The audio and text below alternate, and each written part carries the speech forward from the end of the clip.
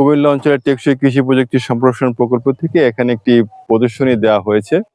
Hybrid জাতের অসময় তরমুজ এখানে চাষ করা হয়েছে, গোল্ডেন গ্ল্যামার জাত। এটা একটা হাইব্রিড জাত।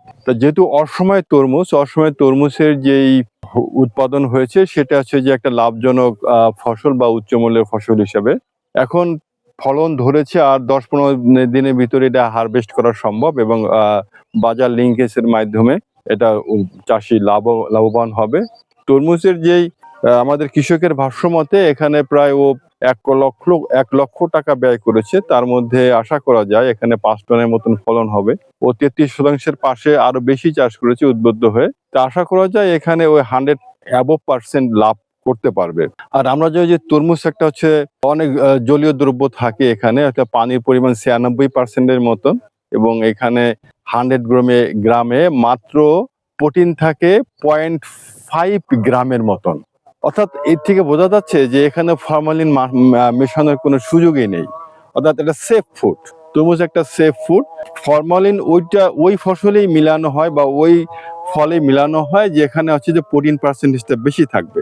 সো এটা একটা সেফ ফুড। খেলে আমাদের অনেক রকমের উপকার হয়, কোষ্ঠকাঠিন্য দূর হয়, রক্তচাপটাকে নিয়ন্ত্রণ করা সম্ভব। পাশাপাশি এখানে আবার আয়রন আছে, ম্যাগনেসিয়াম আছে, শরীর বিল্ড আপ করাতে সুযোগ থাকে।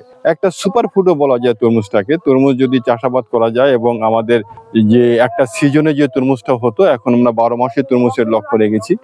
যে এই তরমুজটা ওঠার পরে আমরা কৃষককে পরামর্শ দেব এই পরবর্তীতে আবারও তরমুজ লাগানোর জন্য, কারণ আমার কৃষক এটা এক্সপার্ট হয়ে গেছে। কারণ তরমুজের অঙ্কুরোদ্গম একটা ডিফিকাল্ট আছে, সে তরমুজের বীজটা অঙ্কুরোদ্গম করতে পারে। আর যেহেতু আমরা এখানে মালচিং এর মাধ্যমে ফসল উৎপাদন করেছি, আমাদের এখানে সারটাও প্রিজার্ভ আছে, সারের পরিমাণটা কম লাগে। নেক্সট ক্রপে উৎপাদন খরচটা অনেক কমবে এবং আমার কৃষক ভাই অনেক বেশি লাভবান হবে। এই প্রকল্প থেকে এটা দেখানো হচ্ছে যে এরকম কুমিল্লার মাটি আসলে একটা ভার্সেটাইল একটা সয়েল এখানে আছে। কিছু মাটি হচ্ছে টোটাল ফসলগুলো উৎপাদন করা সম্ভব।